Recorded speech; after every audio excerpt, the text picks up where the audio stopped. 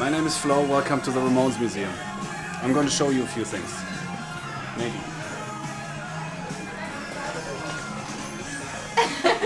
This is our bar.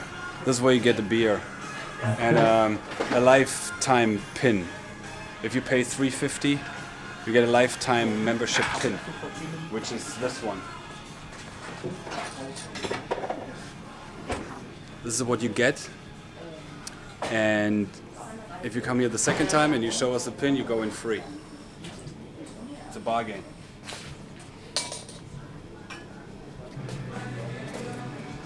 The Ramones are from New York. And a lot of people ask, why is there a Ramones Museum in Berlin? Because the Ramones are from New York. And the only reason why there is a Ramones Museum in Berlin is because I live here and this all my stuff and I had to move it somewhere. So I decided to do it in my own town. And it features, the Ramones Museum has, it covers the 22 years that the Ramones actually existed and played live. You won't find anything in the Ramones Museum from before or after. Before 1974 or after 1996. And everything's in chronological order. Everything starts in the mid-70s, 1975, CBGBs. And this is where punk started, if you want to call it that. And it's going to tell you all about it.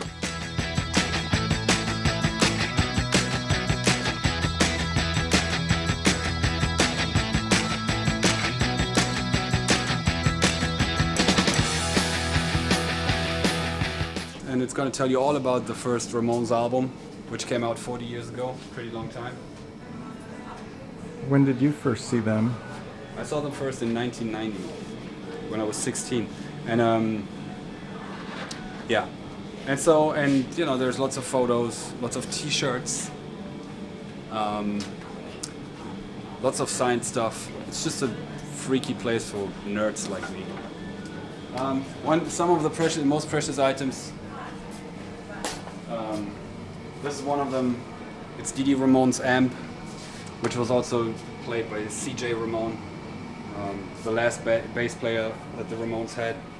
This was played in, from 1987 until 1996. Then we have Joey Ramone's Entertainment Center, which used to be part of his apartment in Manhattan. We turned it into a Ramones, like Joey Ramone shrine with a pair of his pants, photos, his bedroom TV, some of his gloves that he used to wear on stage. And yeah, this gives you an insight about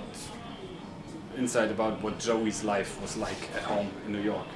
We have a cinema. You can watch movies here. But they had one thing in common. They knew they were Ramones. Yo, what's up? A lot of you didn't... Have the Ramones been here, any of them? Yeah. CJ Ramone was here 4 times. He played 3 shows, maybe 4. And next Monday we have Richie Ramone, who played drums for the Ramones in the 80s. Yeah. So 2 or 4 remaining members we had here so far. Maybe the other 2 make it as well one day. This place we've been 8 years. It's 10 years in total. And yeah, and I hope we're just going to be here another 10 years, you know, as long as deep people come and, you know, want to have a look at the stuff, then, you know, we get by. We also have shows here, which you can see right now. Right. We have Matthew playing in a couple of minutes. Yeah. And that adds some sort of life to the place, you know. So you don't just look at relics from dead people, but you also get to see live music. So is it like a coffee house, bar, performance, art museum? Well, we do all kinds of stuff. We have shows, we have, you know, we have lectures, readings. We had some artists that play in bands. They had their shows here. We have photo exhibits, but mainly, yeah, we're a cafe and a bar, you know. And you know, you can get a beer at the bar and then walk through the exhibition, and then, you know, if you hang out another hour, you might see a band at night. So So you know, there's things happening all the time, pretty much. You know. Okay, and you get famous rockers coming by to say hi? Well, depends on what you call famous.